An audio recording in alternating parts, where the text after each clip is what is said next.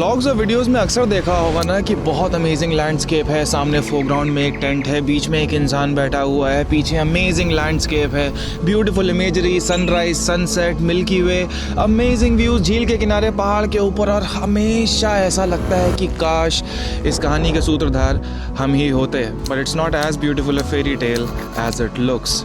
सो इस वीडियो में मैं आपसे अपने क्रॉस कंट्री ओवरलैंड्स के कैंपिंग एक्सपीरियंसेस और उनके पीछे की सारी कहानी शेयर करूंगा, the real truth and how to do it safely. Let's roll. मैं आइसलैंड में राइड कर रहा था और रिमोट लोकेशन पे एक माउंटेन केबिन बुक किया। पूरा दिन राइड करते शूट करते जब लेट नाइट मैं पहुंचा, दैट इज द केबिन। यहाँ लिटरली कोई नहीं है, सिर्फ भेड़ें हैं और मुझे कोई इंस्ट्रक्शंस भी नहीं मिले हैं कि कैसे दरवाज़ा खोलना है, कुछ क्या करना है। इट वॉज आइसलैंडिक समर, तो रात को वहाँ अंधेरा नहीं होता। दूर दूर तक आदमी ना आदमी की जात, बस भेड़ें थीं। लॉक खोलने के लिए नंबर मुझे दिया नहीं गया था। अरे कोई तो पिन चल जाओ, 0000। और बहुत देर तक झकमराने के बाद दिखना चाहिए कि इन्फ्लुएंसर मुसीबत में फंसा है। उसी केबिन के सामने मुझे कैंप करना पड़ा, जिसको 60 यूरो देकर बुक किया था। And there comes your emergency stash. It's a non negotiable. अपने पास थोड़ा सा खाना जैसे नूडल्स या पास्ता हमेशा रखिए और सिर्फ इमरजेंसी में ही उसे यूज करिए। यूज हो गया तो तुरंत उसको रिफिल करिए, ग्रोसरी स्टोर चले जाइए and that should be your first priority. बेहतर है अगर कुछ ड्राई फूड जैसे नट्स या बार्स भी हों आपके पास। एसेंशियली जहाँ जाए भूखा वहाँ पड़े सूखा वाली कहानी नहीं हो तो बेहतर है ना। Your camera, your phones, your intercom, इन सब चीज़ों की एक ही डिमांड है, चार्जिंग। और ऑनेस्टली टेंट में रात को पावर बैंक जब लास्ट लाइट ब्लिंक करता है ना, तब समझ में आता है कि ये डिजिटल वर्ल्ड कितना फ्रेजाइल है। मैंने अपनी बाइक में एक USB socket, 12 volt socket and wireless charger, जो कि एक फोन होल्डर भी है, इंस्टॉल किया हुआ है and I use these things religiously. Simple सा रूल है, power bank is your emergency usage.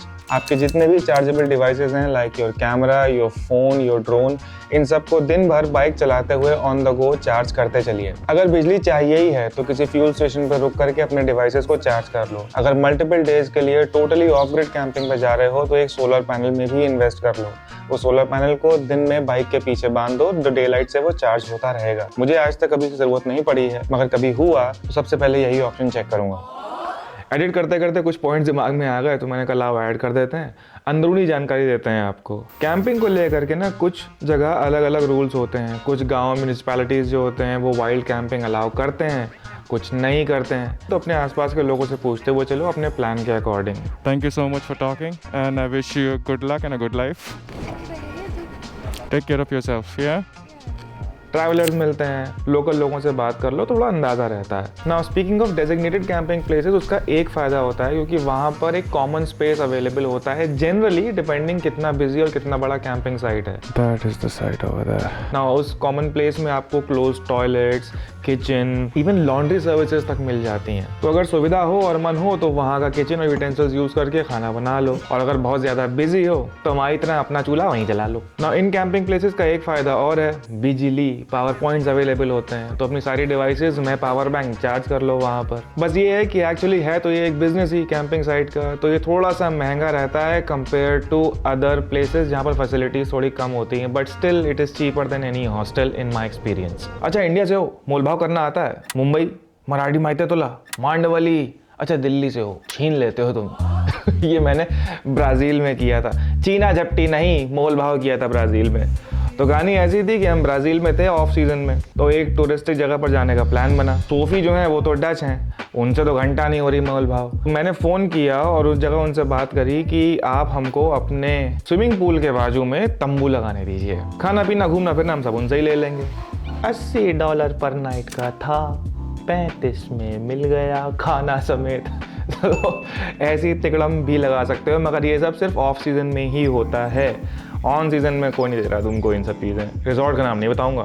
चलो बैक टू सीरियस मोड। तो जरा आइसलैंड वाली कहानी पे वापस आते हैं। बहुत देर झकमराने के बाद जब लॉक नंबर का तुक्का नहीं लगा तो ओनर को कॉल किया, and because it was a remote location, कोई नेटवर्क नहीं है, कुछ नहीं है, नेटवर्क के नाम पे बस ई आ रहा है, E. You just cannot totally rely on the network. जहाँ जा रहे हो उस लोकेशन का एक आइडिया लो, थोड़ा रिसर्च करो, अपने आसपास क्या है पता करो। Your first rescue is your knowledge about the location. Offline maps, emergency contacts पहले से सॉर्ट आउट करके रखिए। घर पे दोस्तों को बता के जाइए आप कहाँ जा रहे हैं और उनसे कांस्टेंट टच में रहिए। सैटेलाइट कम्युनिकेशन सिस्टम्स हर कंट्री में अलाउड नहीं होते, सो प्लीज लोकल रेगुलेशंस को भी चेक कर लीजिएगा एक बार, वरना धर लिए जाएंगे। जब उस जगह से निकले तो अपने लोकल कॉन्टैक्ट्स, फ्रेंड्स, फैमिली को अपडेट कर दीजिए that you have left that place and going back into civilisation. Anarkali ये हमारे लिए लाई है। थोड़ा और चल जाएगी, बाइक को थोड़ा और खींच लेते हैं।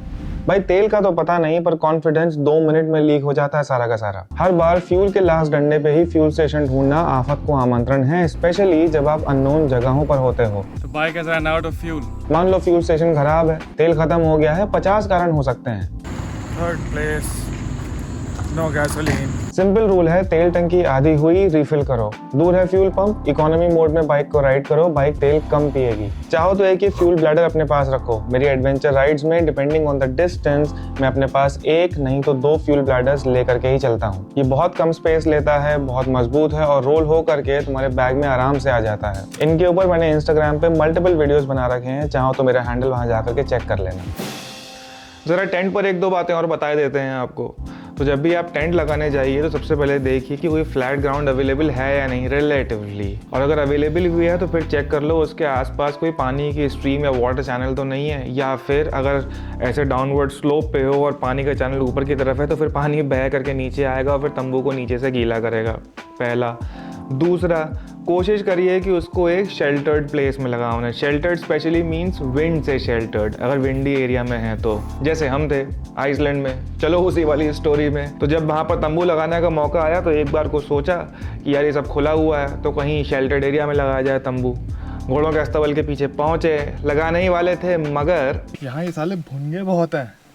बाहर फिर भी कम है भैया, बाहर ही लगाएंगे, यहाँ तो जी भी नहीं पाएंगे। तो ये भी होता है कि अगर हर चीज़ अवेलेबल है तब भी कुछ ना कुछ उखाड़ पछाड़ हो ही जाता है ना। विंड में कैंपिंग कर रहे थे ना, एक नुकसान हो सकता है और वो है कि आपके टेंट पोल्स का। अब टेंट पोल्स जो होते हैं वो आपके टेंट का मेन स्ट्रक्चर होते हैं, जिसके अंदर ही आप डाल करके टेंट लगाते हो, उसके बेस पे ही खड़ा होता है वो।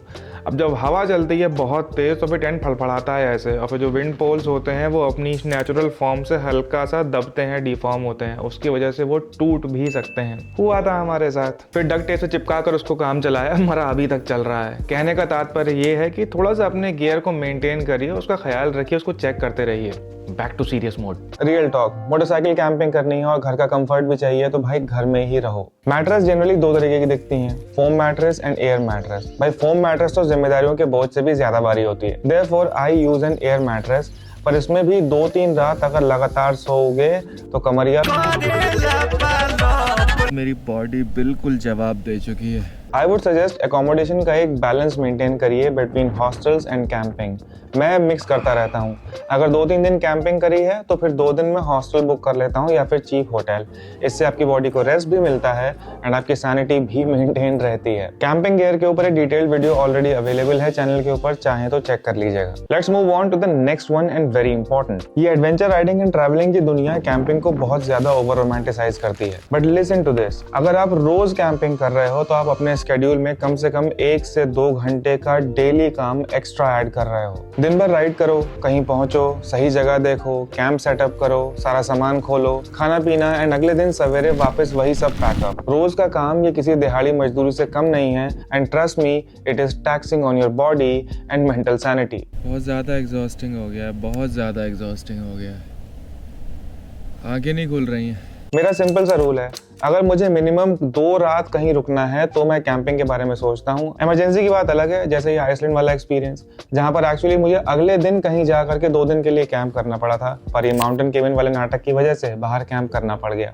अगर आप इस तरीके से 2 दिन वर्सेस 1 दिन का बैलेंस मेंटेन करके चलोगे, you will be much better of. अब अगर आप वीडियो में यहाँ तक आ गए हो तो शायद मेरी बातें कुछ ठीक लगी होंगी, तो दोस्त के नाते एक बात कह रहा हूँ, आप जहाँ भी जाओ, be respectful to the place and the people.